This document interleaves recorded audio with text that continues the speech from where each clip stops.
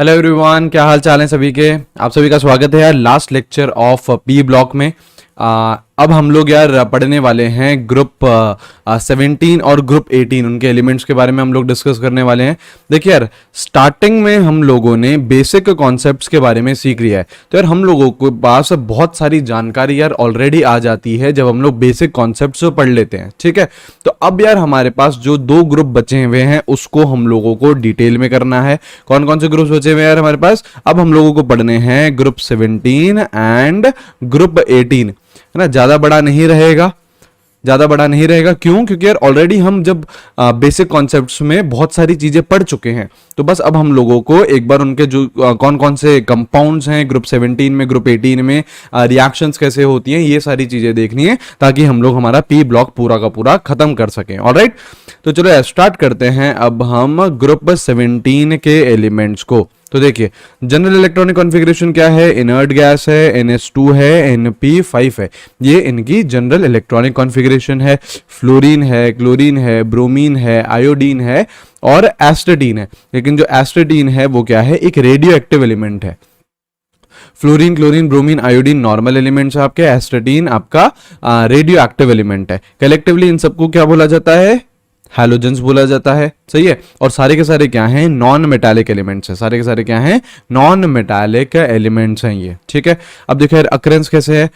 Fluorine mainly अकर होता है fluorides की तरह, जैसे फ्लोस्पार है, CaF2, क्रायोलाइट NE3, AlF6, फ्लोरोएपेटाइट, ये आपका इसका ये फॉर्मूला हो गया है ना। सारे के सारे क्या हैं? फ्लोराइड्स हैं। इन लोगों को यार हम लोग मेटलर्जी में भी देखते हैं। मेटलर्जी में भी आप लोगों ने फ्लोस्पार नाम सुना होगा, क्रायोलाइट नाम सुना होगा। ठीक है, चलिए तो देखो, sea water contains chlorides, bromides, iodides of sodium, calcium, magnesium and potassium. ठीक है, बट मेनली क्या रहता है? NaCl रहता है, हम लोगों को पता है। एक और जो सब्सटेंस है वो हम लोगों को ध्यान रखना है, वो आप लोगों को कोऑर्डिनेशन कंपाउंड्स में भी देखने को मिलता है, कार्नेलाइट। Carnallite KCl.MgCl2.6H2। ठीक है, ये आपका क्लोरीन का एक कंपाउंड हो गया। ऑलराइट, चलो और देखो, अब हम बात करते हैं कुछ यार इनकी फिजिकल प्रॉपर्टीज की। तो देखिए, atomic and ionic radii, atomic and ionic radii down the group जाएंगे तो साइज क्या करेगी? इंक्रीज करेगी। देखो यही लिख रखा है, down the group from fluorine to iodine atomic and ionic size increase करती है। Atomic and ionic size increase करती है, शेल्स ऐड होते जाते हैं तो साइज क्या करेगी? इंक्रीज करेगी। आयनाइजेशन एनर्जी की बात करें तो they have high ionization enthalpy, high ionization enthalpy रहती है। क्यों? क्योंकि इनके पास यार इनका जो न्यूक्लियर चार्ज रहता है वो बहुत स्ट्रांग रहता है। न्यूक्लियर चार्ज बहुत स्ट्रांग रहता है तो न्यूक्लियस इलेक्ट्रॉन को नहीं जाने देगा। नहीं जाने देगा तो मतलब आपको बहुत ज्यादा एनर्जी देनी पड़ेगी अगर आपको एक इलेक्ट्रॉन रिमूव कराना है। ठीक है, और देखो जो डाउन द ग्रुप रहेगा आयनाइजेशन एनर्जी डिक्रीज करेगी। क्यों? क्योंकि साइज बढ़ती जाती है। जैसे जैसे साइज बढ़ती जाती है आयनाइजेशन एनर्जी डिक्रीज करती जाती है। तो जो आपकी आयनाइजेशन एनर्जी रहती है that is inversely proportional to size. तो डाउन द ग्रुप क्या रहता है? साइज इंक्रीज होती है तो आयनाइजेशन एनर्जी डिक्रीज करेगी। चलिए, तो आयनाइजेशन एनर्जी की हम लोगों ने बात कर ली। नेक्स्ट क्या है आपकी? Electron gain enthalpy, electron accept करने की टेंडेंसी। तो यार हैलोजेंस की बहुत ज्यादा टेंडेंसी रहती है इलेक्ट्रॉन एक्सेप्ट करने की। देखिए यही लिखा हुआ है यहाँ पे कि halogens have maximum negative electron gain enthalpy. सबसे ज्यादा यार इनकी टेंडेंसी रहती है इलेक्ट्रॉन एक्सेप्ट करने की। ठीक है, अब देखो यार ऑर्डर ऐसे दे रखे हैं, जैसे डाउन द ग्रुप हम जाते हैं तो वैसे जनरल ट्रेंड क्या होता है? इलेक्ट्रॉन गेन एंथैल्पी का डिक्रीज करती है। जनरल ट्रेंड क्या होता है? डिक्रीज करती है। लेकिन आपकी क्लोरीन की इलेक्ट्रॉन गेन एंथैल्पी ज्यादा हो जाती है एज कंपेयर टू फ्लोरीन। तो ऑर्डर क्या आ रहा है? Chlorine, fluorine, bromine, iodine. ऐसा क्यों होता है यार? ऐसा क्यों होता है? देखिए देखो यहाँ पे दे रखा है, but negative electron gain enthalpy of fluorine is less than that of chlorine due to its small size and high inter electronic repulsion. देखो यार क्या रहता है, आप एक इलेक्ट्रॉन ऐड करना चाह रहे हो, तो जैसे मैं फ्लोरीन की बात करूं तो फ्लोरीन में एक इसका क्या साइज है? छोटा है, और यहाँ पे आपके इलेक्ट्रॉन्स है, वैलेंस इलेक्ट्रॉन तो सेम रहेंगे, क्लोरीन में, ब्रोमीन में, आयोडीन में सेम ग्रुप के हैं। और ये है आपका क्लोरीन, कंपैरेटिवली इसका साइज क्या है? बड़ा है। और इलेक्ट्रॉन्स क्या है? सेम है, 7 इलेक्ट्रॉन्स होते हैं वैलेंस में, इलेक्ट्रॉन्स क्या है? सेम है। करेक्ट। अब यार इधर आप एक इलेक्ट्रॉन ऐड कराना चाह रहे हो और इधर एक इलेक्ट्रॉन ऐड कराना चाह रहे हो, क्या होगा? यहां पे फ्लोरीन के केस में आप एक छोटी जगह पे इलेक्ट्रॉन ऐड कराना चाह रहे हो, तो यहां पे क्या होते हैं? इलेक्ट्रॉन रिपल्शन रहेगा। ये जो आप इलेक्ट्रॉन ऐड कराना चाह रहे हो और ये जो ऑलरेडी इलेक्ट्रॉन्स प्रेजेंट है, इन दोनों के बीच में क्या रहेगा, रिपल्शन रहेगा, है ना। तो ये इलेक्ट्रॉन बहुत आसानी से एक्सेप्ट नहीं करेगा, बहुत आसानी से एक्सेप्ट नहीं करेगा। तो इलेक्ट्रॉन की एंथैल्पी क्या हो जाती है आपकी, क्लोरीन की ज्यादा हो जाती है। क्लोरीन बोल रहा है यार हमारी साइज बड़ी है, कोई दिक्कत नहीं, आने दो यार इलेक्ट्रॉन को, कोई भी टेंशन नहीं है। तो क्लोरीन की यहाँ पे इलेक्ट्रॉन की एंथैल्पी ज्यादा हो जाती है एज कंपेयर टू फ्लोरीन। और देन तो यार नॉर्मल ट्रेंड है ब्रोमीन और आयोडीन, ठीक है। तो ये ट्रेंड यार हम लोगों को ध्यान रखना है, पूछा जा सकता है हम लोगों से, ठीक है। चलिए और देखो, all halogens are coloured substances हैं। फ्लोरीन येलो गैस है, क्लोरीन आपकी ग्रीनिश येलो गैस है, ब्रोमीन रेडिश लिक्विड है ना। याद रखना ब्रोमीन किस एग्जिस्ट, कौन से फेज में एग्जिस्ट कर रहा है, लिक्विड में एग्जिस्ट कर रहा है। और आयोडीन वायलेट कलर सॉलिड है, वायलेट कलर सॉलिड है। तभी यार इनकी जो ये जो गैस है, जो आपके दो ऊपर के फ्लोरीन और क्लोरीन है, ये क्या है, गैसेस हैं, फिर क्या है, लिक्विड है, फिर क्या है, सॉलिड है। तो ये इनकी नेचुरल स्टेट भी रहती है, ये इनकी नेचुरल स्टेट भी रहती है। तो यार हम लोग जैसे जब थर्मोडायनेमिक्स पढ़ते हैं तो हम लोग बोलते हैं ना कि delta H not formation, standard enthalpy of formation, जो मोस्ट कॉमनली अकरिंग स्टेट्स होते हैं उनके हम क्या लेते हैं, जीरो लेते हैं। तो फ्लोरीन और क्लोरीन का मोस्ट कॉमनली अकरिंग स्टेट क्या है, गैसियस, तो उनकी जीरो लेते हैं। ब्रोमीन की लिक्विड, सॉलिड की, आयोडीन की सॉलिड, ठीक है। तो ये इसकी क्या है, नेचुरल स्टेट्स है, इनकी क्या है, नेचुरल स्टेट है, ठीक है। With increase in atomic number boiling and melting point steadily increase करता है, डाउन द ग्रुप बॉइलिंग और मेल्टिंग पॉइंट इंक्रीज करेगा, ठीक है। मास बढ़ता जाता है, इन जनरल मास बढ़ता जाता है तो आपका बॉइलिंग और मेल्टिंग पॉइंट भी इंक्रीज करता जाता है, ठीक है। चलिए अब देखो, ये बोल रहा है जो ब्रोमीन और आयोडीन है वो they are sparingly soluble in water, soluble water में इतने ज्यादा नहीं है, लेकिन soluble in solvents like these, है ना। जो ऑर्गेनिक सॉल्वेंट्स हैं आपके, ये क्या है आपके ऑर्गेनिक सॉल्वेंट्स। तो यहां पे यार ये अच्छा खासा सॉल्यूबल रहते हैं आपके bromine and iodine, bromine and iodine, ठीक है।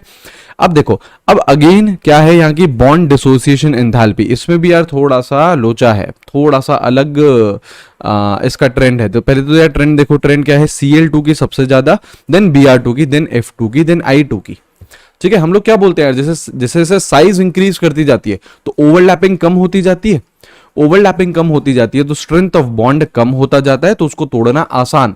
तो डाउन द ग्रुप आपका बॉन्ड डिसोसिएशन एंथैल्पी डिक्रीज करनी चाहिए थी। तो सबसे ज्यादा किसकी होनी चाहिए थी, फ्लोरीन की होनी चाहिए थी। लेकिन यार फ्लोरीन की यहाँ पे थर्ड नंबर पे आ रही है, कम है यार फ्लोरीन की बॉन्ड डिसोसिएशन एंथैल्पी। क्यों रहता है यार ऐसा, देखो फ्लोरीन ये रहा F2 की बात करूं तो ये रहा, ये यार आपका एक फ्लोरीन और ये आपका दूसरा फ्लोरीन, यहां पे यार इन दोनों में शेयरिंग हो रही है, ठीक है। और इधर आपके इलेक्ट्रॉन्स रहेंगे एक फ्लोरीन के और इधर आपके दूसरे फ्लोरीन के इलेक्ट्रॉन रहेंगे। अब आप लोग यार खुद सोच सकते हो क्या हो रहा होगा, इन इलेक्ट्रॉन के बीच में क्या हो रहा होगा, रिपल्शन हो रहा होगा।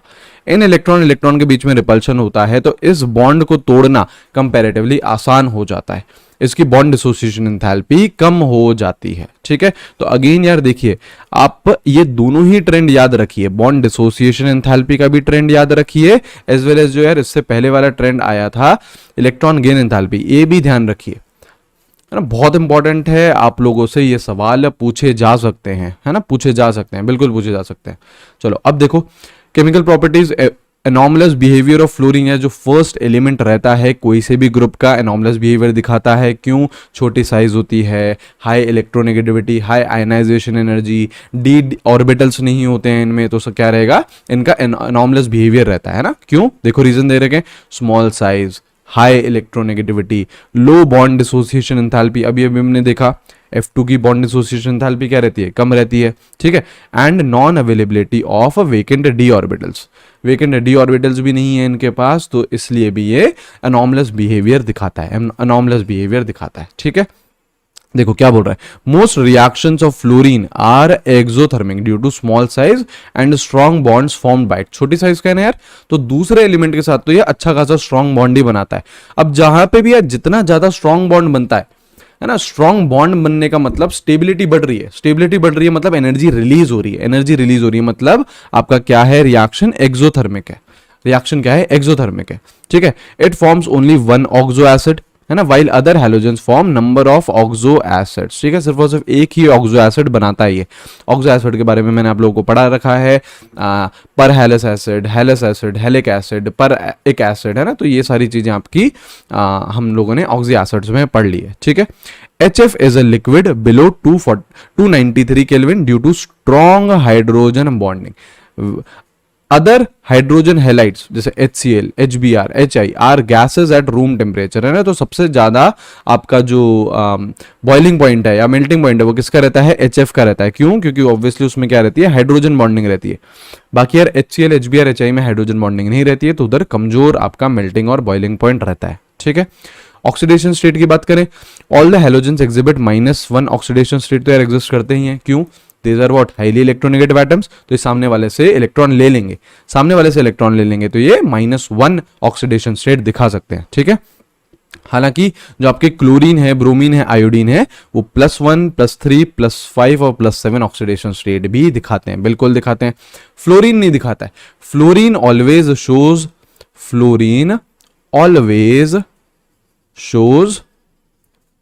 -1 ऑक्सीडेशन स्टेट, है ना, हमेशा उसकी ऑक्सीडेशन स्टेट कितनी रहेगी, -1 रहेगी। क्यों? क्योंकि यार ये सबसे ज्यादा इलेक्ट्रोनेगेटिव एटम है, तो ये हमेशा दूसरे वाले से इलेक्ट्रॉन ले लेगा, और दूसरे वाले से इलेक्ट्रॉन ले लेगा तो उस पर क्या चार्ज आ जाएगा, -1 आ जाएगा। अच्छा, जीरो भी होता है यार, जीरो कब होगा, जब वो फ्लोरीन के साथ ही होगा, जब दोनों की ही इलेक्ट्रोनेगेटिविटी सेम है और आप बॉन्ड तोड़ना चाहोगे तो चार्ज क्या आएगा, ऑब्वियसली जीरो आएगा, है ना, ठीक है। अब देखो ये बोल रहे हैं जो अदर हैलोजेंस आपके क्लोरीन है, ब्रोमीन है, आयोडीन है, वो +1 भी दिखाते हैं, +3 भी, +5 भी, +7 भी। कैसे? ये हम लोगों ने केमिकल बॉन्डिंग में भी पढ़ा है। जैसे देखो, आप ग्राउंड स्टेट में इलेक्ट्रॉनिक कॉन्फ़िगरेशन लिखो तो जनरल इलेक्ट्रॉनिक कॉन्फ़िगरेशन क्या था इसका, NS2NP5, तो ये देखो NS2NP5 कर दिया, और ND जो डी शेल है वो क्या है, खाली। हम इधर फ्लोरीन की बात नहीं कर रहे, फ्लोरीन बेचारे के पास तो डी होता ही नहीं, क्लोरीन, ब्रोमीन, आयोडीन की बात कर रहे हैं, तो देखो डी क्या पड़ा है, खाली पड़ा है, ठीक है। अब यहां से यार जब एक इलेक्ट्रॉन जाएगा, है ना, तो ये कौन सा एग्जिस्ट करेगा, ये वाला जब इलेक्ट्रॉन गया तो ये +1 एग्जिस्ट करेगा। -1 तो कर ही सकता है जब ये इलेक्ट्रॉन एक्सेप्ट करेंगे, वो तो कॉमन है। +1 कब करेंगे, जब ये जो अनपेयर्ड इलेक्ट्रॉन है ये रिमूव होगा तो ये +1 एग्जिस्ट करेंगे। अब आप इसकी फर्स्ट एक्साइटेड स्टेट लिखो। फर्स्ट एक्साइटेड स्टेट मतलब आप इसको थोड़ा सा एनर्जी दीजिए। जैसे ही आप ग्राउंड स्टेट वाले हैलोजन को आप थोड़ी सी एनर्जी दोगे तो वहां पे क्या होगी, अनपेयरिंग ऑफ इलेक्ट्रॉन्स होएगा, इलेक्ट्रॉन्स आपका अनपेयर होना स्टार्ट करेंगे। तो यहां से इलेक्ट्रॉन, जो मैं रेड से मार्क कर रहा हूं जिस ऑर्बिटल को, यहां से इलेक्ट्रॉन कूद के कहां जाएगा, डी में जाएगा, ठीक है। तो देखो यहां से इलेक्ट्रॉन कूद के यहां पे डी में चलेगा। अब कितने अनपेयर्ड हो गए इसके पास, 1 2 3, तो अब ये कितने इलेक्ट्रॉन्स लूज कर सकता है, 3 इलेक्ट्रॉन लूज कर सकता है। जितने अनपेयर्ड इलेक्ट्रॉन रहेंगे उतने ही वो लूज करेगा। तो यहां पे कितने इलेक्ट्रॉन लूज कर सकता है, वो 3 इलेक्ट्रॉन लूज कर सकता है। तो देखो +3 ऑक्सीडेशन स्टेट दिखा रहा है, ठीक है। अभी आपने फिर थोड़ी सी और एनर्जी दी, तो ये वाला जो डब्बा है, अगेन जिसे मैं लाल से कर रहा हूं, इधर से अब अनपेयरिंग स्टार्ट होएगी और यहां से एक इलेक्ट्रॉन कहां जाएगा, डी में जाएगा। यहां से इलेक्ट्रॉन कहां जाएगा, डी में जाएगा। अब देखो कितने अनपेयर्ड हो गए, 1 2 3 4 5 अनपेयर्ड हो गए। तो ये जब 5 इलेक्ट्रॉन्स रिमूव करेगा तो कितनी ऑक्सीडेशन स्टेट जाएगी, +5। ऐसे ही अब आप सेकंड एक्साइटेड स्टेट से थर्ड एक्साइटेड स्टेट जाना चाहते हो तो आप इस जो मैंने रेड से मार्क किया है ऑर्बिटल, उसको एनर्जी दो। तो एनर्जी दोगे तो यहां से इलेक्ट्रॉन जंप करके यहां चले जाएगा। तो देखो अब 7 अनपेयर्ड इलेक्ट्रॉन्स हैं, 7 अनपेयर्ड इलेक्ट्रॉन से तो 7 इलेक्ट्रॉन जा सकते हैं। तो मतलब ये +7 ऑक्सीडेशन स्टेट दिखा सकता है, +7 ऑक्सीडेशन स्टेट दिखा सकता है, ठीक है। तो फ्लोरीन तो यार हमेशा -1 ही दिखाएगा, क्योंकि फ्लोरीन सबसे ज्यादा इलेक्ट्रोनेगेटिव एटम है, तो ये हमेशा सामने वाले एटम से इलेक्ट्रॉन ले लेगा। और उसके पास यार डी भी नहीं होते, तो वहां पे आप यार एक्साइटेशन भी नहीं करा सकते हो। लेकिन क्लोरीन, ब्रोमीन, आयोडीन में आप एक्साइटेशन बिल्कुल करा सकते हो, क्योंकि वहां पे एम्प्टी डी ऑर्बिटल्स है ना, यहाँ पे एम्प्टी डी ऑर्बिटल है, एम्प्टी डी ऑर्बिटल है, ठीक है। चलिए चलो अब देखो यार, यही बात कर रहा है fluorine being the most electronegative atom, it shows only -1 oxidation state, -1 oxidation state ही ये दिखाता है, ठीक है। और इसके पास डी ऑर्बिटल्स भी नहीं है ना, does not have any D orbital, hence it can not expand it octet, है ना, ज्यादा एक्सपेंड नहीं कर सकता है ऑक्टेट, मतलब 8 ही रहेंगे इसके पास इलेक्ट्रॉन, सुपर ऑक्टेट में नहीं जा सकता क्योंकि इनके पास डी ऑर्बिटल नहीं है, ठीक है। Higher oxidation state of chlorine, bromine and iodine are realized when these halogens form compounds with the small and high electronegative atoms like fluorine and oxygen atoms. ठीक है, इंटर हैलोजन कंपाउंड अभी थोड़ी देर में आने वाले हैं, देखते हैं उसे। ठीक है, oxidation state of +4 and +6 occur in oxides and oxo acids of chlorine and bromine. चलो ठीक है, ये तो दिखाता ही है यार आपके ऑक्सीडेशन स्टेट। तो चलो देखो, अब यार बात करते हैं रिएक्टिविटी की। अब बात करते हैं रिएक्टिविटी की। ठीक है, पहली बात तो ये समझो कि रिएक्टिविटी ऑफ हैलोजेंस डिक्रीज करती है down the group. Down the group हम जाते जाएंगे तो रिएक्टिविटी आपकी डिक्रीज करती जाती है हैलोजेंस की। अब देखो यार, हैलोजेंस की टेंडेंसी क्या है, जो भी आपका हैलोजन है, मान लो ऐसे X2 है, ये किस में कन्वर्ट होना चाहता है, X माइनस में कन्वर्ट होना चाहता है, अनायन बनना चाहते हैं ना, इलेक्ट्रॉन एक्सेप्ट करना चाहते हैं। तो मतलब ये जीरो से कहां जाना चाहते हैं, -1। तो इनका क्या हो रहा है, रिडक्शन हो रहा है। ये प्रोसेस क्या है, रिडक्शन है ना, 0 से -1 क्या रहता है, रिडक्शन। तो अगर इनका रिडक्शन हो रहा है तो these are what, oxidising agent. These are what, oxidising agent हो जाएंगे। ये क्या है, ऑक्सीडाइजिंग एजेंट है, क्योंकि खुद का क्या हो रहा है, इनका रिडक्शन हो रहा है। जिसका भी यार खुद का रिडक्शन होता है वो कौन होते हैं, ऑक्सीडाइजिंग एजेंट होते हैं। सही बात है। अब आपके पास fluorine, chlorine, bromine, iodine 4 element है। कौन सबसे ज्यादा स्ट्रॉन्गेस्ट ऑक्सीडाइजिंग एजेंट रहेगा,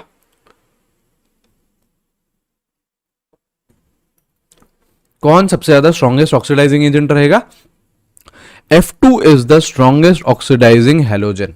क्यों, क्योंकि उसकी सबसे ज्यादा टेंडेंसी है to get converted into F-। तो वो सबसे ज्यादा रिड्यूस होना चाह रहा है। सबसे ज्यादा वो अगर वो रिड्यूस होना चाहेगा तो वो एक स्ट्रॉन्ग ऑक्सीडाइजिंग एजेंट की तरह बिहेव करेगा।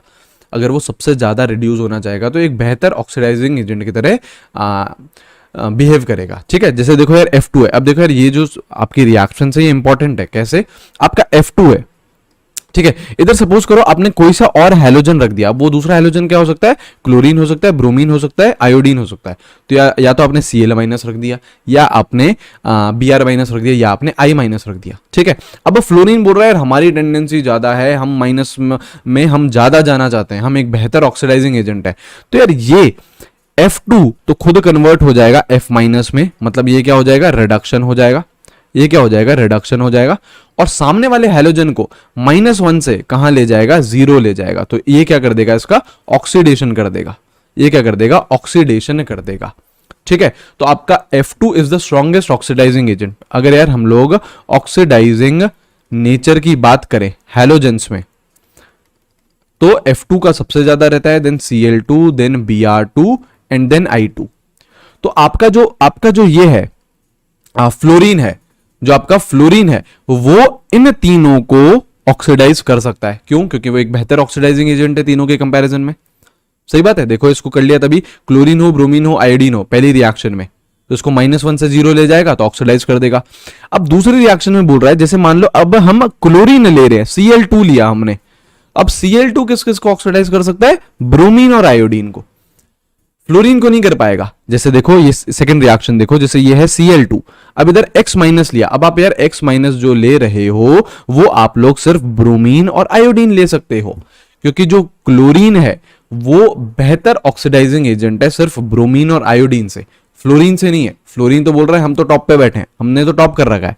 तो ये किसको ऑक्सीडाइज कर सकता है, जैसे देखो X- से किधर गया, X2 गया, किसको कर सकता है, या तो ब्रोमीन या आयोडीन। ठीक है, फ्लोरीन को नहीं कर पाएगा। ऐसे ही सिमिलरली थर्ड केस में अगर ऐसे Br2 है तो ये सिर्फ और सिर्फ आयोडीन को कर पाएगा, ना ही क्लोरीन को कर पाएगा, ना ही फ्लोरीन को कर पाएगा। ठीक है, क्योंकि आपका ब्रोमीन है ना इतना अच्छा ऑक्सीडाइजिंग एजेंट नहीं है, फ्लोरीन और क्लोरीन ज्यादा अच्छे ऑक्सीडाइजिंग एजेंट है। ठीक है, चलिए, तो यार जो आपकी ये जो प्रॉपर्टी रहती है, ऑक्सीडाइजिंग नेचर रहता है या रिड्यूसिंग नेचर रहता है, या फिर हम बोले कि ये जो इलेक्ट्रोड पोटेंशियल रहते हैं, ऑक्सीडाइजिंग स्टैंडर्ड ऑक्सीडेशन पोटेंशियल या फिर स्टैंडर्ड रिडक्शन पोटेंशियल, किस पे डिपेंड करते हैं, 3 एनर्जीज पे डिपेंड करते हैं। किस किस पे, बॉन्ड डिसोसिएशन एनर्जी जो आपका X2 है, ये आपका X2 है, तो इसको तोड़ना पड़ता है पहले हमको, तो ये बॉन्ड डिसोसिएशन एनर्जी पे डिपेंड करता है। अब जब वो टूट जाता है तो उनको हमको माइनस आयन में कन्वर्ट करना पड़ता है, तो इलेक्ट्रॉन गेन एंथैल्पी पे डिपेंड करता है, एज वेल एज आपका हाइड्रेशन एनर्जी पे डिपेंड करता है, क्योंकि सारे के सारे यार जो इलेक्ट्रोड पोटेंशियल मेजर होते हैं वो एक्वस फेज में होते हैं। तो इस गैस फेज से आपको एक्वस फेज में भेजना होता है, तो आपको हाइड्रेशन करनी पड़ती है। तो इस पे भी डिपेंड करता है, इन तीनों पे ही डिपेंड करता है ये चीज। अब इन तीनों के कंबाइंड रिजल्ट से हमारे पास यार ये ऑर्डर आता है कि फ्लोरीन की सबसे ज्यादा है, then chlorine, then bromine, then iodine. ठीक है, इन तीनों के कंबाइंड रिजल्ट से आता है। ऐसे ऐसे नहीं है यार, ये एक्सपेरिमेंटल वैल्यूज है, ये एक्सपेरिमेंटल वैल्यूज है, ठीक है। जैसे देखो यही दे रखा है इसने वापस से, ऑलराइट, ठीक है। अच्छा अब देखो, F2 oxidises water to oxygen, whereas chlorine and bromine react with water to form hydrohalic acid and hypohalous acid. देखना, जैसे देखो F2 क्या है, बहुत ही ज्यादा स्ट्रॉन्ग ऑक्सीडाइजिंग एजेंट है। तो अगर पानी में ऑक्सीजन की बात करें तो इट इज इन -2, तो ये पानी को ऑक्सीडाइज कर देता है किसमें, ऑक्सीजन में। -2 से कहां गया, 0 में गया, तो ऑक्सीडेशन कर दिया। कौन कर सकता है, सिर्फ और सिर्फ फ्लोरीन कर सकता है। Why, because it is a very very strong oxidising agent, it is a very very strong oxidising agent. लेकिन यार अगर आप दूसरे हैलोजन ले लेते हो, जैसे आपने क्लोरीन ले लिया या ब्रोमीन ले लिया और आपने उसकी पानी के साथ रिएक्शन कराई, तो वो HOX बना देगा और HX बना देगा, ठीक है। मतलब HCl या फिर HOCl बन जाएगा, या HBr या फिर HOBr बन जाएगा, ठीक है। ये ऑक्सीडाइज नहीं कर पाएगा, ये ऑक्सीडाइज नहीं कर पाएगा। फ्लोरीन कर लेता है क्योंकि fluorine is a very very strong oxidising agent, ठीक है। अब देखो आयोडीन की बात करें, the reaction of iodine with water is non spontaneous, ये अपने आप रिएक्शन नहीं होती है। फ्लोरीन, क्लोरीन और ब्रोमीन के साथ रिएक्शन स्पॉन्टेनियस है, लेकिन आयोडीन के साथ रिएक्शन स्पॉन्टेनियस नहीं है, ठीक है। I- can be oxidised by oxygen in acidic medium, ठीक है। अब जैसे देखो यार, आपने कोई I- लिया, ये ऑक्सीजन लिया, तो ये I- से I2, I- ही ऑक्सीडाइज हो जाता है इसमें तो यार, है ना। बाकी सब केसेस में जैसे ये फ्लोरीन है, ये पानी को ऑक्सीडाइज कर रहा है, लेकिन जो लास्ट आपका आयोडीन है, इसमें यार ऑक्सीजन I- को ऑक्सीडाइज करके I2 बना दे रहा है, I2 बना दे रहा है, ठीक है। अब देखो रिएक्टिविटी टुवर्ड्स हाइड्रोजन क्या है, सारे के सारे क्या बनाते हैं, हाइड्रोजन हेलाइड बनाते हैं, HF, HCl, HBr, HI बनाते हैं, ठीक है। Affinity for hydrogen decreases from fluorine to iodine, hydrogen लेने की टेंडेंसी डिक्रीज करती जाती है from fluorine to iodine, fluorine to iodine decrease करती जाती है। जैसे देखो अब बोल रहा है एसिडिक स्ट्रेंथ, तो देखो यार, चलो सबसे पहले ये पढ़ो, बॉन्ड डिसोसिएशन एंथैल्पी पढ़ो, यहां से आपको चीजें समझ में आएंगी। बॉन्ड डिसोसिएशन एंथैल्पी पढ़े, जैसे HF है यार आपका, और आपका HI है, तो HF है, ये आपका एक स्ट्रॉन्ग बॉन्ड बनाएगा, फ्लोरीन आपका एक स्ट्रॉन्ग बॉन्ड बनाएगा। क्यों, क्योंकि हाइड्रोजन की भी साइज छोटी, फ्लोरीन की भी साइज छोटी, दोनों की साइज छोटी छोटी, तो ये कंपैटिबल एक अच्छा बढ़िया बॉन्ड बनाते हैं। लेकिन यहां पे ये वीक बॉन्ड बनेगा, यहां पे ये एक वीक बॉन्ड बनेगा, ठीक है। तो क्यों, आयोडीन बहुत बड़ा है और आपका हाइड्रोजन छोटा है, तो इनकी साइज कंपैटिबल नहीं है, तो ये बढ़िया तरीके से बॉन्ड नहीं बना पाएंगे, और HF आपका स्ट्रॉन्ग बॉन्ड बनाएगा, ठीक है। तो बॉन्ड डिसोसिएशन एंथैल्पी तो क्या कर रही है, डिक्रीज कर रही है। डाउन द ग्रुप क्या कर रही है, डिक्रीज कर रही है। अब इस प्रॉपर्टी की हेल्प से, बॉन्ड डिसोसिएशन एंथैल्पी की प्रॉपर्टीज से हम लोग सारी की सारी अदर प्रॉपर्टीज भी समझा सकते हैं। जैसे हम बात करें स्टेबिलिटी की, तो यार हम लोगों ने बात करी यार, HF क्या है, बहुत स्ट्रॉन्ग बॉन्ड बनाएगा, स्ट्रॉन्ग बॉन्ड बना रहा है तो वो ज्यादा स्टेबल है, वो आसानी से नहीं टूटा जा सकता, तो वो ज्यादा स्टेबल है। और HI वीक बॉन्ड बना रहा है, तो ये क्या है, कम स्टेबल है। तो डाउन द ग्रुप जा रहे हैं तो स्टेबिलिटी क्या कर रही है, डिक्रीज कर रही है। ये चीज समझ गए।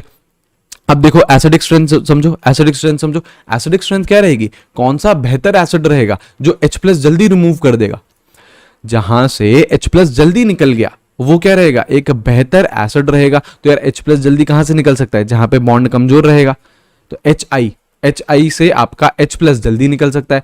H+ अगर यार जल्दी निकल जाएगा, H+ अगर जल्दी निकल जाएगा तो वो एक बेहतर एसिड की तरह काम करेगा। तो डाउन द ग्रुप H+ निकलने की टेंडेंसी इंक्रीज करती है, बॉन्ड वीक होता जाता है ना, H+ जल्दी निकलेगा तो आपका एसिडिक स्ट्रेंथ इंक्रीज करेगी। देखो ये आ गया आपका, ये आ गया, सही है। और रिड्यूसिंग पावर भी किसकी वजह से है, आपकी H की वजह से है।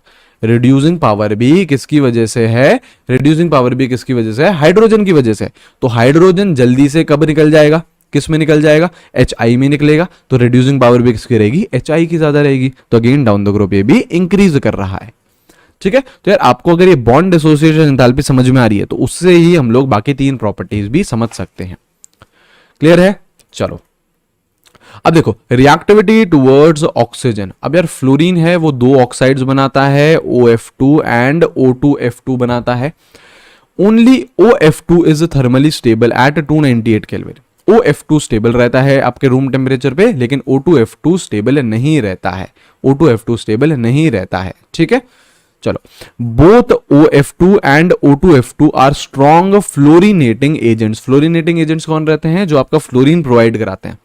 फ्लोरिनेटिंग एजेंट्स रहते हैं जो आपके फ्लोरीन प्रोवाइड कराते हैं। तो बोथ आपके OF2 एंड O2F2 ये दोनों के दोनों स्ट्रॉन्ग फ्लोरिनेटिंग एजेंट्स रहते हैं। ठीक, अब देखो O2F2 oxidises plutonium to PuF6 and used in removing plutonium from spent nuclear fuel. ठीक है, जो खर्चा हो चुका है न्यूक्लियर फ्यूल में, उसमें से हम लोगों को प्लूटोनियम निकालना है, तो हम लोग ये मेथड यूज कर सकते हैं, इससे हम लोग यूज कर सकते हैं। ठीक है, अब देखो जो आपका क्लोरीन है, ब्रोमीन है, आयोडीन है, वो ऑक्साइड्स बनाएगा और ऑक्सीडेशन स्टेट कहां से कहां तक जाती है, +1 to +7 जाती है। प्लस क्यों जा रही है यार, क्योंकि ऑक्सीजन के साथ रिएक्शन कर रहे हो। अब oxygen is more electronegative than chlorine, bromine and iodine. तो ऑक्सीजन बोल रहा है यार हम माइनस रखेंगे और आपको क्या कर देंगे, प्लस कर देंगे। ऑक्सीजन ज्यादा इलेक्ट्रोनेगेटिव है ना, तो खुद तो माइनस में जाएगा, सामने वाले को प्लस करेगा, तो इसलिए क्लोरीन, ब्रोमीन और आयोडीन प्लस में जा रहे हैं। ठीक है, प्लस में जा रहे हैं। ठीक है, देखो combination of kinetic and thermodynamic factors lead to the decrease stability of oxides by halogens. ठीक है, आपके सबसे ज्यादा जो स्टेबल ऑक्साइड्स रहेंगे वो आयोडीन के रहते हैं, फिर क्लोरीन के, फिर ब्रोमीन के। दो फैक्टर्स बोल रहा है यार कि काइनेटिक्स भी इन्वॉल्व है इसमें और थर्मोडायनेमिक्स भी इन्वॉल्व है। एग्जैक्टली रीजंस नहीं बता रहा है, लेकिन इतना ध्यान रखो कि काइनेटिक और थर्मोडायनेमिक फैक्टर्स हैं। ऑक्साइड्स आपके आयोडीन के सबसे ज्यादा स्टेबल हैं, देन क्लोरीन के, देन ब्रोमीन के। ठीक है, और जो हायर ऑक्साइड्स हैं वो ज्यादा स्टेबल हैं than lower ones. Higher oxide ज्यादा स्टेबल है देन लोअर वंस। ठीक है, अब देखो क्लोरीन के ऑक्साइड्स अलग अलग बता रहा है, Cl2O, ClO2, Cl2O6, Cl2O7 are highly reactive oxidising agents हैं, इंटेंडेड टू एक्सप्लोड, खतरनाक ऑक्सीडाइजिंग एजेंट्स हैं। और Cl2O है, ये कैसे ब्लीचिंग एजेंट की तरह भी काम होता है, ये ब्लीचिंग एजेंट की तरह भी काम आता है। ठीक है, अब ब्रोमीन की बात कर रहा है, ये ब्रोमीन के ऑक्साइड्स हैं, they are least stable halogen oxide. सही बात है, सबसे ज्यादा आयोडीन के, फिर क्लोरीन के और फिर आपके ब्रोमीन के सबसे कम स्टेबल हैं। ठीक है, they are also powerful oxidising agent, ये भी एक खतरनाक ऑक्सीडाइजिंग एजेंट रहते हैं।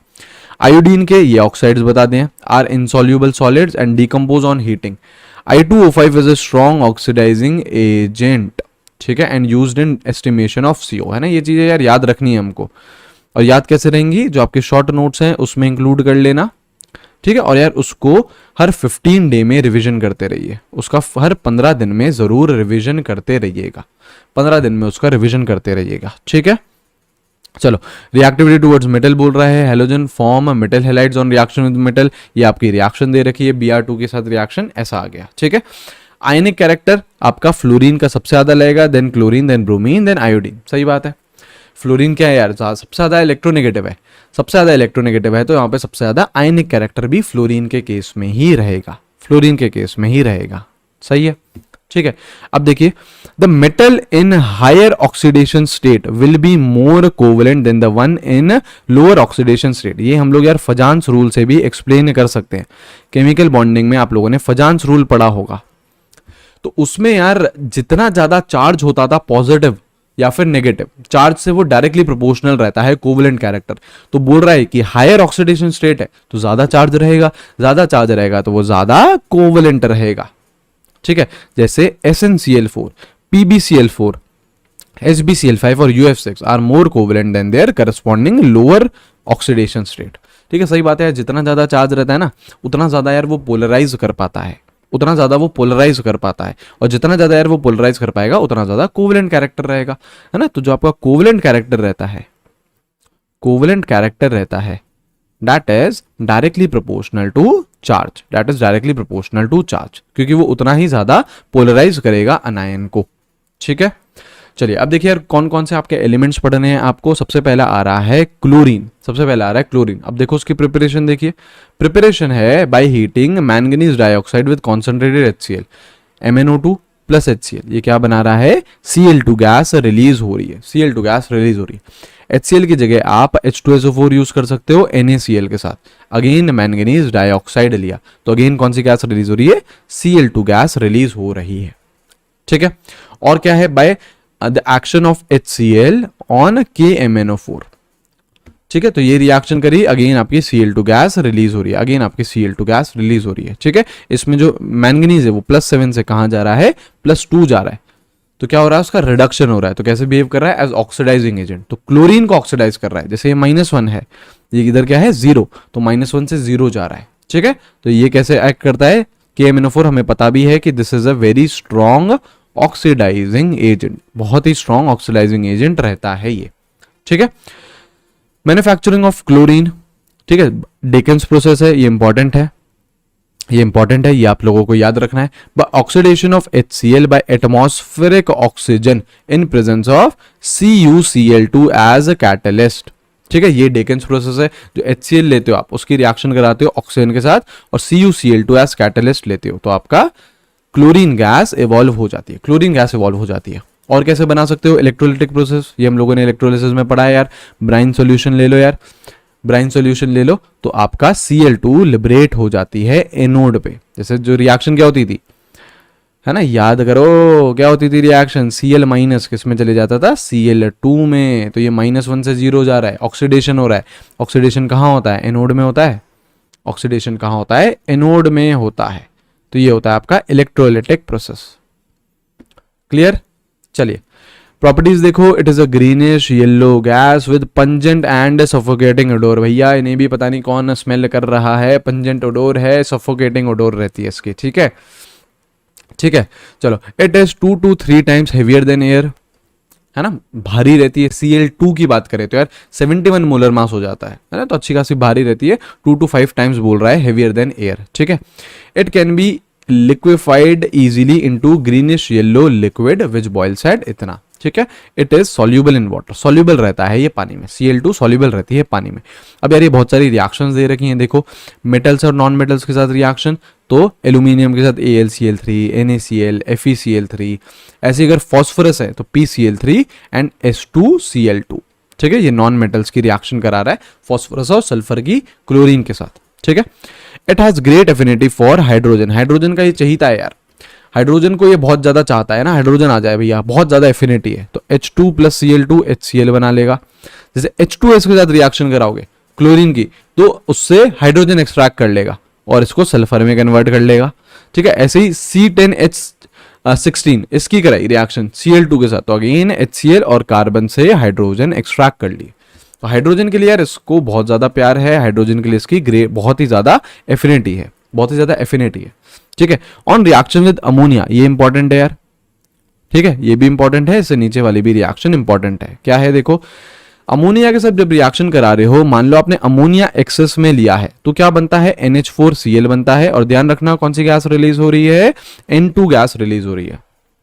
अमोनिया एक्सेस में लिया है तो आपका NH4Cl बन रहा है और N2 गैस रिलीज हो रही है। लेकिन उधर ही यार अगर आप क्लोरीन को एक्सेस में ले लेते हो तो आपका NCl3 बनता है, which is what, N explosive. ये क्या है, एक्सप्लोजिव नेचर का रहता है ना। तो अगर क्लोरीन आपने एक्सेस में ले लिया है तो NCl3 बन रहा है विच इज एक्सप्लोजिव, और अगर अमोनिया आपने एक्सेस में लिया है तो N2 बन रही है गैस और NH4Cl बन रहा है, ठीक है। उधर यार सेकंड रिएक्शन देखो, on reaction with alkali they form mixture of chloride and hypochloride और क्लोरेट। कैसे, जब आपने कोल्ड एंड डाइल्यूट एल्कली लिया है, कोल्ड एंड डाइल्यूट NaOH लिया है, क्लोरीन के साथ रिएक्शन करा रहे, तो NaCl प्लस NaOCl, मतलब देखो क्लोरीन 0 से -1 और इधर +1, तो क्लोरीन क्या कर रहा है, डिस्प्रोपोर्शनेट कर रहा है। 0 से -1 जा रहा है तो रिडक्शन हो रहा है, 0 से +1 जा रहा है तो ऑक्सीडेशन हो रहा है। सेम एलिमेंट का ऑक्सीडेशन, सेम एलिमेंट का रिडक्शन, रिएक्शन क्या है, डिस्प्रोपोर्शनेशन। रिएक्शन क्या है, डिस्प्रोपोर्शनेशन, ठीक है। कोल्ड एंड डाइल्यूट के साथ वो कहां जा रहा है, 0 to -1 एंड +1। लेकिन अगर हॉट एंड कॉन्सेंट्रेटेड ले रखा है तो कहां जाता है, 0 से -1 एंड +5, -1 एंड +5, ठीक है। तो अगेन यहां पे भी डिस्प्रोपोर्शनेशन हो रहा है, 0 से -1 रिडक्शन, 0 से +5 ऑक्सीडेशन, यहां पे भी डिस्प्रोपोर्शनेशन हो रहा है। लेकिन ये याद रखना है कहां कहां पे हो रहा है, कौन कौन सी आपकी ऑक्सीडेशन स्टेट में जा रहा है, ठीक है। तो कोल्ड एंड डाइल्यूट में NaCl और NaOCl, हॉट एंड कॉन्सेंट्रेटेड में NaCl और NaClO3, एक में हाइपोक्लोराइट एक में क्लोरेट। ये ध्यान रखना भैया, इंपॉर्टेंट रिएक्शंस हैं, है ना, इंपॉर्टेंट रिएक्शंस है तो हम लोगों को ध्यान रखनी है ये, ठीक है। चलो और क्या बोल रहा है, with dry slaked lime it gives a bleaching powder. आपका कैल्शियम हाइड्रोक्साइड है, Cl2 के साथ रिएक्शन ब्लीचिंग पाउडर बना रहा है। ठीक है, कॉम्पोजिशन भी आपको दे रखा है ब्लीचिंग पाउडर का, कॉम्पोजिशन भी दे रखा है ब्लीचिंग पाउडर का। ठीक है, और देखो ये है यार आपकी क्लोरीन सब्स्टिट्यूशन प्रोडक्ट्स भी देता है। ये हम लोग यार ऑर्गेनिक में बहुत धुआंधार तरीके से पढ़ते हैं। अनसैचुरेटेड हाइड्रोकार्बन्स में बोले तो एल्कीन्स पे, है ना, मेनली आपका एल्कीन्स पे रहता है इसका, है ना, मेनली एल्कीन्स पे रहता है। जैसे देखो ये CH4 है, Cl2 कराया तो आपका एक हाइड्रोजन को एक क्लोरीन ने रिप्लेस कर दिया, ये अल्ट्रावायलेट रेज में। ऐसे ही आपका C2H4, अब ये एल्कीन है, ये एल्कीन है, यहाँ पे Cl2 के साथ रिएक्शन कराया तो अगेन आपका ये क्या हो गया, एल्कीन पे जाके जुड़ गया। देखो हाइड्रोजन रिप्लेस नहीं कराया इसने, ये वाली जो रिएक्शन है इसमें क्या हो रहा है, एक हाइड्रोजन जा रहा है और एक क्लोरीन आ रहा है। तो ये कौन सी रिएक्शन है, आपकी सब्स्टिट्यूशन रिएक्शन है। ये कौन सी रिएक्शन है, सब्स्टिट्यूशन रिएक्शन है। लेकिन यहाँ पे क्या हो रहा है, ये 4 हाइड्रोजन और ये 2 क्लोरीन जाके ऐड हो रहे हैं। ये कौन सी रिएक्शन है, एडिशन रिएक्शन है। ठीक है, तो ध्यान रखना एल्कीन्स पे सब्स्टिट्यूशन रिएक्शन और एल्कीन्स पे एडिशन रिएक्शन करवाता है ये। ठीक है, चलिए तो और देखिए ये बोल रहा है chlorine water on standing loses its yellow colour due to formation of HCl and HOCl। जैसे यार आप जो क्लोरीन वाटर रहेगा उसको अगर आप छोड़ दोगे, कुछ भी उसका रिएक्शन नहीं करा रहे, छोड़ दिया है, तो वो येलो कलर लूज कर देता है due to formation of HCl and HOCl। ठीक है, अब जो यार HOCl जो फॉर्म होता है वो आपका नेसेंट ऑक्सीजन देता है, responsible for oxidising and bleaching properties of chlorine. ठीक है, तो यार जो क्लोरीन पानी है उसको जब आप छोड़ दोगे तो क्या बना देगा, वो HCl और HOCl बना देगा। अब HOCl टूट के आपका नेसेंट ऑक्सीजन दे देता है विच इज रिस्पॉन्सिबल। अब नेसेंट ऑक्सीजन आ गया है तो यार वो क्या करेगा, ऑक्सीडेशन करेगा सामने वाले का, as well as bleaching action भी करेगा। हम लोगों ने यार ब्लीचिंग पढ़ी है, ब्लीचिंग 2 तरीके की होती है, ऑक्सीडेशन के थ्रू भी होती है, रिडक्शन के थ्रू भी होती है। तो क्लोरीन किसके थ्रू कर रहा है, ऑक्सीडेशन के थ्रू करता है ड्यू टू नेसेंट ऑक्सीजन। ठीक है, अब देखो ऑक्सीडाइजिंग एजेंट की तरह कैसे काम कर रहा है, आपका अलग अलग ये आपकी रिएक्शंस दे रखी हैं। जैसे आयरन यहाँ पे +2 में है, यहाँ पे +3 में, तो आयरन को क्या कर दिया, ऑक्सीडाइज कर दिया। ऐसे ही एक एक करके ये रिएक्शंस आपको दे रखे। जैसे I2 है ना, तो इसको कहाँ ले गया, 0 से कहाँ ले गया, ये +5 में ले गया, +5 में ले गया। ठीक है, तो क्लोरीन कैसे बिहेव कर सकता है, एज ऑक्सीडाइजिंग एजेंट भी यूज कर सकते हैं, एज वेल एज उसे यार ब्लीचिंग एक्शन की तरह भी कर सकते हैं। देखो ये क्या मिल रहा है, उसका नेसेंट ऑक्सीजन मिल रहा है। देखो क्या बोल रहा है, जो HOCl बनता है ना, जैसे आपका जो HOCl बनता है ये फर्दर कन्वर्ट हो जाता है HCl प्लस इसमें, तो ये क्या मिल गया आपको, नेसेंट ऑक्सीजन। ये नेसेंट ऑक्सीजन रिस्पॉन्सिबल है उसकी ब्लीचिंग प्रॉपर्टी के लिए। तो देखो कोई सा भी अगर कलर्ड सब्सटेंस है प्लस ये नेसेंट ऑक्सीजन है तो वो क्या बना देता है, कलरलेस सब्सटेंस बन जाता है। क्या बन जाता है, वो कलरलेस सब्सटेंस बन जाता है। ठीक है, अगेन यार हमारी शर्ट पे कोई सा भी अगर दाग लगा हुआ है तो हम लोग उसको क्लोरीन के साथ ब्लीच करके उसे हम लोग बढ़िया तरीके से साफ कर सकते हैं। ठीक है, ब्लीचिंग एक्शन क्या रहता है, परमानेंट रहता है और ऑक्सीडेशन की वजह से रहता है। परमानेंट है और ऑक्सीडेशन की वजह से, नेसेंट ऑक्सीजन है तो वो ऑक्सीडेशन ही करेगा। ठीक है, चलिए अब देखिए यार ग्रुप 18 के एलिमेंट्स है ना, ग्रुप 17 यार हम लोगों ने डिटेल में पढ़ लिया, सम बेसिक कॉन्सेप्ट्स में बहुत सारी चीजें सीख ली थी, एज वेल एज अभी भी हम लोगों ने उनके कौन कौन से एलिमेंट्स हैं और कौन कौन सी रिएक्शंस हैं वो हमने चेक कर लिया है। ठीक है, अब यार लास्ट ग्रुप बचा है विच इज योर ग्रुप 18। क्या रहता है यार, इसका जनरल इलेक्ट्रॉनिक कॉन्फ़िगरेशन रहता है इनर्ट गैस NH2 NP6। ठीक है, एक्सेप्ट हीलियम, है ना, हीलियम का तो यार 1s2 है तो वहां पे तो यार ये जनरल इलेक्ट्रॉनिक कॉन्फ़िगरेशन मैच नहीं कर रहा है, लेकिन बाकी सारी नोबल गैसेस में, बाकी सारी ग्रुप 18 के एलिमेंट्स में ये मैच करता है। ठीक है, और कौन कौन है, हीलियम भी है, neon, argon, krypton, xenon and radon है। ठीक है, all these are gases and chemically unreactive, है ना, इतने ज्यादा यार रिएक्टिव नहीं रहते हैं, बहुत बहुत कम रिएक्टिव रहते हैं। ठीक है, as they form very few compounds has termed as noble gases, इनको और हम क्या बोलते हैं, नोबल गैसेज। बहुत कम कंपाउंड्स मिलते हैं इनके, बहुत कम कंपाउंड्स। ठीक है, कौन कौन से रहेंगे वो भी यार आने ही वाला है। ठीक है, all noble gas except radon, all noble gas except radon occur in atmosphere. सारे के सारे यार नोबल गैसेस मिल जाएंगे आपको एटमॉस्फेयर में, लेकिन रेडॉन नहीं मिलेगी। ठीक है, helium and neon are sometimes found in minerals of radioactive origin, जैसे ये आपको दे रखे हैं, यहाँ पे भी पाया जाता है आपका जो हीलियम है, जो आपका नियॉन है। ठीक है, main commercial source of helium is natural gas, natural gas रहती है main commercial source of helium. ठीक है, और जो जिनॉन और रेडॉन है they are rarest element of the group, और जो रेडॉन है वो क्या रहता है, रेडियो एक्टिव रहता है। वो क्या रहता है, रेडियो एक्टिव रहता है। तो ये आपका रेडियो एक्टिव डीके दिखा रखा है रेडॉन का। ठीक है। तो बाकी सारे के सारे एलिमेंट्स रेडियो एक्टिव नहीं है, लेकिन जो लास्ट एलिमेंट है रेडॉन, ये क्या है, रेडियो एक्टिव। ये है आपका रेडियो एक्टिव। ऑलराइट, चलो अब देखिए एटॉमिक प्रॉपर्टीज देखिए यार, जो एटॉमिक साइज रहेगी वो डाउन द ग्रुप क्या करेगी, इंक्रीज करेगी, बिल्कुल इंक्रीज करेगी यार, है ना। आयनाइजेशन एनर्जी की इनकी यार बहुत बहुत ज्यादा हाई आयनाइजेशन एनर्जी रहती है। क्यों? क्योंकि यार इनका इलेक्ट्रॉनिक कॉन्फ़िगरेशन देखो देखो, NH2 NP6 लास्ट जो आपका शेल है उसमें ऑक्टेट कंप्लीट है, तो बहुत ही स्टेबल इलेक्ट्रॉनिक कॉन्फ़िगरेशन है। स्टेबल इलेक्ट्रॉनिक कॉन्फ़िगरेशन के चलते इनकी आयनाइजेशन एनर्जी बहुत ज्यादा हो जाती है, और डाउन द ग्रुप जाएंगे तो आयनाइजेशन एनर्जी डिक्रीज करेगी। Down the group it decreases with increase in atomic size. Down the group जाएंगे तो आपकी आयनाइजेशन एनर्जी डिक्रीज करेगी। ठीक है। अब यार electron gain enthalpy, electron gain enthalpy, electron gain enthalpy का ये ऑर्डर दे रखा है। ठीक है। अगेन यार हीलियम की इलेक्ट्रॉन गेन एंथैल्पी सबसे कम क्यों है, क्योंकि इसकी छोटी साइज है, स्मॉल साइज। स्मॉल साइज के चलते जो एडिशन ऑफ इलेक्ट्रॉन रहेगा वहां पे रिपल्शन रहेंगे, तो वो इलेक्ट्रॉन एक्सेप्ट करना नहीं चाहेगा। ठीक है। तो ये ऑर्डर को हम लोगों को ध्यान रखना है इलेक्ट्रॉन गेन एंथैल्पी का। डायरेक्टली यार आपसे पूछा जा सकता है, जब यार थ्योरेटिकल चैप्टर आ जाता है तो आप लोगों के लिए ट्रेंड्स, एक्सेप्शन, ऑर्डर ये बहुत ज्यादा इंपॉर्टेंट हो जाते हैं, क्योंकि यार सवाल आएगा तो यहीं से ही आएगा, सवाल आपका यहीं से ही पूछा जाएगा। ठीक है।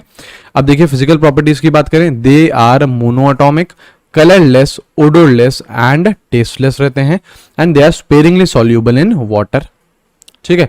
Very low melting and boiling point. क्यों? क्योंकि यार इनके पास कोई अनपेड इलेक्ट्रॉन तो है नहीं, तो ये बॉन्डिंग बहुत अच्छे से नहीं कर पाते हैं। बॉन्डिंग बहुत अच्छे से नहीं कर पाते हैं तो इनका जो मेल्टिंग और बॉइलिंग पॉइंट है वो क्या रहता है, बहुत कमजोर रहता है। क्या रहता है? बहुत कमजोर रहता है। ठीक है। Helium has lowest boiling point 4.2 kelvin. बताइए कितना कम है, 0 केल्विन के कितना करीब है यार। हीलियम का सबसे लोएस्ट बॉइलिंग पॉइंट बोल रहा है of any known substance. 0 kelvin तो यार लोएस्ट अटेनेबल टेम्परेचर रहता है, तो 4.2 केल्विन तो कितना करीब हो गया उसके। तो इसका लोएस्ट बॉइलिंग पॉइंट है जो भी आपके नोन एलिमेंट्स है सब में, हीलियम का। ठीक है। केमिकल प्रॉपर्टीज, नोबल गैसेस क्या रहती हैं, लीस्ट रिएक्टिव रहती हैं। देयर केमिकल इनर्टनेस, जो वो केमिकल रिएक्टिव नहीं है इतनी। क्यों नहीं है? क्योंकि उनके पास कंप्लीटली फिल्ड वैलेंस शेल है, NH2 NP6, 8 इलेक्ट्रॉन है भैया, मजे से बैठे हुए हैं, कोई दिक्कत नहीं है, कंप्लीटली फिल्ड वैलेंस शेल है, और उनकी जो आयनाइजेशन एनर्जी है वो बहुत ज्यादा है, एंड जो इलेक्ट्रॉन गेन एंथैल्पी वो पॉजिटिव है। पॉजिटिव इलेक्ट्रॉन गेन एंथैल्पी का मतलब वो इलेक्ट्रॉन नहीं लेना चाहते। क्यों लेना चाहेंगे यार, जब उनका कंप्लीटली फिल्ड शेल आ चुका है उनके पास, तो वो इलेक्ट्रॉन क्यों एक्सेप्ट करना चाहेंगे? ना ही वो इलेक्ट्रॉन एक्सेप्ट करना चाह रहे हैं, ना ही वो इलेक्ट्रॉन दे रहे हैं। क्यों? क्योंकि उनकी आयनाइजेशन एनर्जी भी क्या है, बहुत ज्यादा। तो रिएक्टिव बहुत कम होते हैं ये, रिएक्टिव बहुत कम होते हैं ये। ठीक है। लेकिन फिर भी यार कुछ कुछ तो यार इनकी रिएक्शंस होती हैं, वो हमको देखनी है। ठीक है। जैसे ये एक साइंटिस्ट थे, इन्होंने कोई कंपाउंड बनाया O2+ PtF6- and realized that ionization energy या फिर ionization enthalpy of molecular oxygen is identical to that of xenon। मतलब यार दोनों की आयनाइजेशन एनर्जी, ऑक्सीजन की भी और जिनॉन की भी, लगभग लगभग करीब है। लगभग लगभग क्या है, करीब है। तो यार वहां से उन लोगों को लगा कि यार अगर ऑक्सीजन के कंपाउंड्स बन सकते हैं, जैसे ऑक्सीजन इसमें कहां जा रहा है, प्लस में, तो आयनाइज हो रहा है ना, आपका इलेक्ट्रॉन लूज कर रहा है। तो अगर ऑक्सीजन लूज कर सकता है जिसकी एनर्जी 1175 है, तो जिनॉन भी कर सकता है जिसकी एनर्जी 1170 है ना, क्योंकि ऑलमोस्ट एनर्जी सेम है, ऑलमोस्ट एनर्जी सेम है, तो ये भी कर सकता है। ठीक है। तो इसीलिए इन्होंने देखो ये जिनॉन को ऑक्सीजन के साथ रिप्लेस करा, तो ऐसा कुछ कंपाउंड जिनॉन का सबसे पहला आया था। ठीक है। सबसे पहला कंपाउंड आपका ये आया था जिनॉन का। ठीक है। Thus number of compounds of xenon specially with electronegative elements like fluorine and oxygen have been synthesised. अब यार हम लोग को पता चल गया कि हाँ यार आयनाइजेशन एनर्जी मैच कर रही है, रिएक्शन हो सकती है, तो हम लोगों ने जिनॉन के कंपाउंड सिंथेसाइज करे। जिनॉन के कंपाउंड्स के साथ, फ्लोरीन एंड ऑक्सीजन के साथ। ठीक है। और compounds of krypton are fewer, बहुत कम होते हैं क्रिप्टॉन के कंपाउंड्स। ठीक है। Only KrF2 has been studied. सिर्फ क्रिप्टॉन का फ्लोराइड वो ही स्टडी करा है। ठीक है। Compounds of radon has not been isolated but only identified. RnF2 identify कर रखा है लेकिन आइसोलेट नहीं कर रखा है, बहुत ज्यादा रिएक्टिव रहता है यार रेडॉन, है ना, तो आपका रेडियो एक्टिव है ना बेसिकली, तो ये हम लोग उसे सेपरेट नहीं कर पाए। लेकिन हाँ ऐसा लग रहा है कि हाँ ऐसा कुछ सब्सटेंस होगा, ऐसा कोई कंपाउंड आपका प्रेजेंट होएगा। ठीक है। No true compound of argon, helium and neon are yet to be known. ठीक है। तो ये कंपाउंड्स की बात कर ली, और कौन कौन से हैं देखो, जैसे जिनॉन के फ्लोरीन, जिनॉन और फ्लोरीन के कंपाउंड्स की बात हो रही है, तो देखो 3 कंपाउंड्स बनते हैं, XeF2, XeF4, XeF6। अब इसकी प्रिपरेशन दे रखी है। अगर आप लोगों ने जिनॉन को एक्सेस में ले रखा है और फ्लोरीन है, तो देखो क्या बना रहा है, ये XeF2 बना रहा है। अगर जिनॉन और फ्लोरीन का रेशियो 1:5 का ले रखा है, 1:5 का ले रखा है, तो क्या बना रहा है, XeF4 बना रहा है। और आपने 1:20 का रेशियो ले रखा है, तो XeF6 बना रहा है। तो जैसे जैसे यार फ्लोरीन आप बढ़ाए जा रहे हो, पहले केस में तो जिनॉन एक्सेस में, तो ये XeF2 ही बना रहा है, लेकिन जैसे जैसे आप फ्लोरीन का रेशियो बढ़ाए जा रहे हो, आपका XeF4 एंड XeF6 भी बनता जाता है। एक तो यार ये प्रिपरेशन है। दूसरी क्या प्रिपरेशन है, XeF6 is also prepared by, जैसे XeF4 है उसको आप O2F2, अब O2F2 मैंने यार थोड़ी देर पहले क्या बताया था, it is a fluorinating agent, ये फ्लोरीन प्रोवाइड करता है। तो यहां से ये जो 2 फ्लोरीन है ये यहां पे चले जाएंगे, क्या बन जाएगा, XeF6 एंड O2 गैस। ठीक है, तो देखो अब देखो क्या बोल रहा है, XeF2, XeF4 and XeF6 are colorless crystalline solid and they sublime readily at इतना, they are powerful fluorinating agents, ये फ्लोरीन प्रोवाइड कराते हैं, ये फ्लोरीन प्रोवाइड कराते हैं। ठीक है, and readily hydrolysed bye traces of water. ठीक है, तो देखो XeF2 है, इसका पानी के साथ रिएक्शन करा रहे हो तो ये जिनॉन में जा रहा है, और हाइड्रोजन की टेंडेंसी यार फ्लोरीन की ज्यादा रहती है, तो यहां से जो H+ है वो फ्लोरीन के साथ निकल के HF बना रहा है, और ये क्या हो गया, O2 में कन्वर्ट हो गया, O2 में कन्वर्ट हो गया।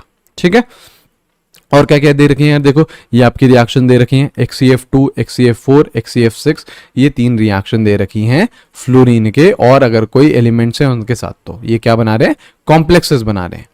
क्या बना रहा है, ये कॉम्प्लेक्स बना रहे हैं।